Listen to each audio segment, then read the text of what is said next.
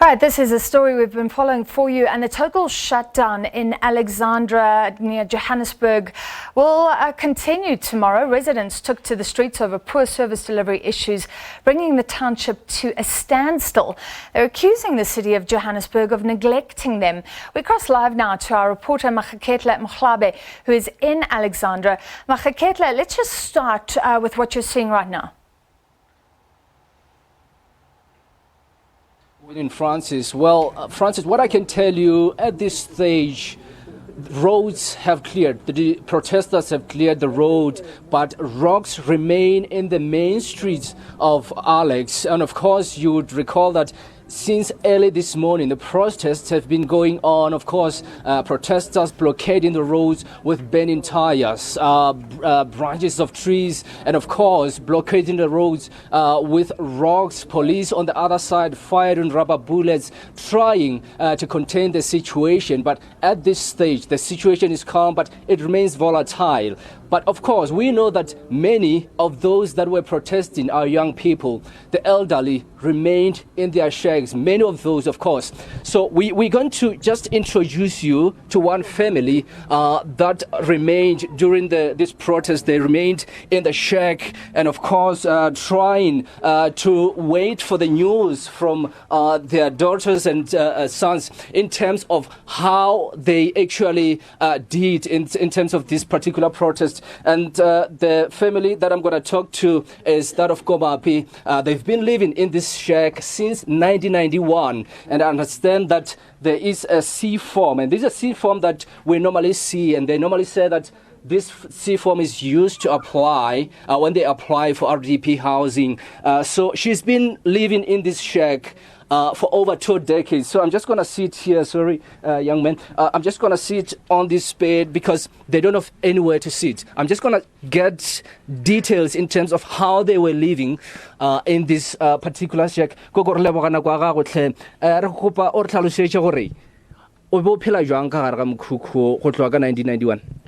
ke be ke phela ka mogwano ke phela le bana ka mogwano he gore he ke robala e ba tlhapa ke tshwanetse nna ke tswele ko nta ba e ba fetša nna ke bue ke tsene ka montong e ba ya sekolong ke gone ba ke tlhapa ke le ka mogwanong ba jano sale o gona gore o apply RDP ba reng go yo apply RDP o apply le RDP ke apply le ka 1996 RDP ntse ke ke checkisha ba re ntwa ha o itšile mara ba re tisha le di copy tša bana ka isha di copy tša bana ke checkisha ntwa ha ba mphe yona ba no re yona ba mphe yona ke tsorena ba beile manga mara yona and still ke salula ka mara nkhuku njobo uta go tloga ka 1996 ge be re bolela pishana mo e go tshwara jwang and le gona ngwago le gona o sa tlo bouta o botlo ba le tšeng go bouta tabe ke le ke bona re ke ta bouta ka baka la ra ke bone tšwele pele ka baka la re ke nna ka ra mkhukhu ke a bouta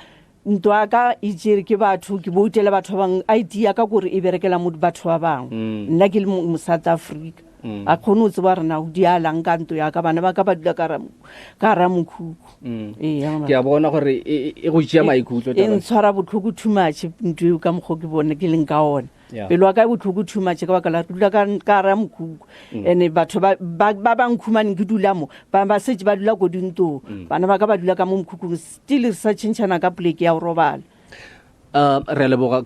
Francis, just in a nutshell, she says that every time she has to take bath, the children need to go out.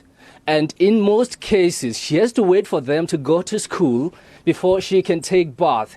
The same applies to them. When they take bath, she has to move outside so that they can take bath until they finish. Then she can return into the shack. But I'm going to speak to one of her daughters here, or granddaughters rather. Her name is Lebogang. Thanks so much for your time indeed. Just tell me, how has this situation been affecting you when you grew up in this shack? And I can see that you were sleeping in the same room with your grandbrother there. Yes, what I can explain to you is that I'm very, very, very disappointed with our South African protests. So what I can say is that we have a big problem in Strata. So my granny had applied for a RDP house. Whenever she go to house, department, they will say, oh, there's your house, we can see there's your house. But then we don't have that power to go to that house and take that person out. So what I can say, we are very, very disappointed, my brother. We are very, very, very disappointed. Because I did leave school because of I had to take care of my granny. She's not working. I'm the only one now who's working, and I'm not getting that basic salary that I needed. So I would like to go and rent, but that money that I will rent with, I will rather take it to buy some food for my granny. So it's very, very hard, my love. It's very, very hard. Thanks so much for your time indeed. Francis, of course, just to sum it up, this is where she's been living since 1991. And as I mentioned, that she has been voting since 1994. Up until this year, she still lives in this one-room shack. It's a lounge on its own. It's a kitchen on its own.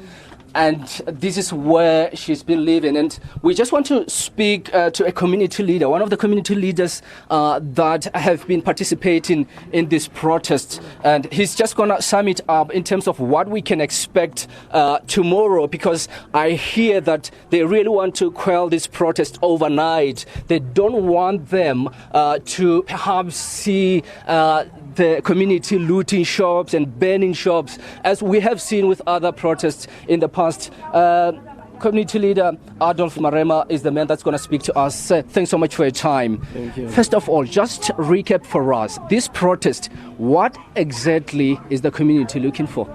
The community is looking for this current municipal government administration to respond to issues when they are called in, instead of them keeping on blaming the previous administration when they are the ones that are now in charge of the ball. We cannot keep on referring to the previous administration when our people are living in squalor and under the pylons. It's basically that, Mayor, please address the issue of people that are building under the pylons. People who are building all over the place where it is not necessary. And respond to service delivery issues. Those are day-to-day issues, issues of garbage collections, issues of electricity, issues that people need, basic things on a daily basis. So it can't be that when the mayor is called, he starts referring everybody to the previous government. It is a basic issue. I'm telling you, if we do not attend to the issues of people who are building under the pylons, those pylons one day will cause us or force us to attend, and at that time, people will have a very serious problem at that time. So the mayor must come through, the mayor must speak to his people so that at least people can understand. He must put his people in confidence that he is going to attend to their problems. Instead, his response is about the ANC. It's about the previous government. He's the man in charge now. He's the man of the town. He must be able to bring us into confidence that he is going to respond. But I know that he's not going to do that because he believes that Alexandra is a stronghold of the ANC, and he might be thinking that the protest is about electioneering. Maybe people are protesting ANC, maybe it's pushing people to have a protest and all that. Instead, he should not include or involve politics. When you're a mayor of everybody, including us of the ANC. You must come and address issues of our people instead of pointing at the errors and mistakes that have been done. And we're not saying close your eyes on that, but people need basic service now. That's what we're asking for now. But he sent MMC earlier on to come and address you. Why did you not give him the opportunity to say what he wanted to say? The MMC came here to say he's here to receive the memorandum, not to talk to people, not to engage people. He said he was sent to only take the memorandum. And he was told that the memorandum is in the table of the mayor. He's got the memorandum already. The regional director was given the memorandum already, long time ago. But guess what? The mayor would not come and address these people. You know why? Because the court order for those houses that are under the pylons to go out, he is the one that stopped that from being actioned. If you look at the way in which the service delivery is happening in Alex, we have redressed. We've gone back. Even the previous government was not failing people the way this administration is failing the people. And I'm saying it is only fair if you are a leader of this municipality, when people say they want you, don't send them with somebody else whom people do not ask for. Come yourself and listen to them. They didn't say we want to kill you, we want to hurt you, we want to harm you. They want you to come and respond to other issues. Because these are issues that when they bring to us, we bring to the administration to say, address this thing. And we've been showing our people that we are submitting your queries. We are actually trying so hard. We are fighting. And people then said, no, enough. We are going to need answers from the mayor himself. What's the way forward? Are we going to see this particular protest continuing? What I wish is that for now, so that at least there must not be criminalities, what I wish is that people calm down. At least tomorrow we'll try and push to get the mayor to come to the people. That's what I wish. But I can tell you, if the protest goes on, I fear that these xenophobic attacks that we see on TV can be perpetuated by other shenanigans. And I fear that other shops might be looted. What we need is the mayor, and he had failed our people. Today they needed him. 3 o'clock as early in the morning, they were there looking and waiting for the mayor. Now it's around 6 o'clock. The mayor is nowhere to be found. The mayor is missing. Thanks so much for your time, indeed. And that's the story here, Francis.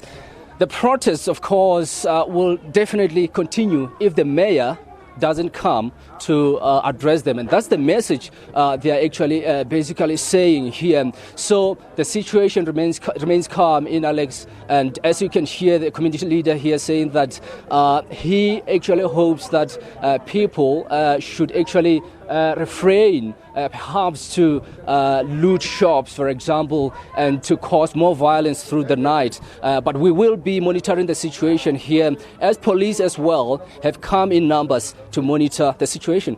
All right, thank you very much, Maageketla, for that update, and certainly becoming a very political issue, and we will watch that closely for you. Thank you very much, and over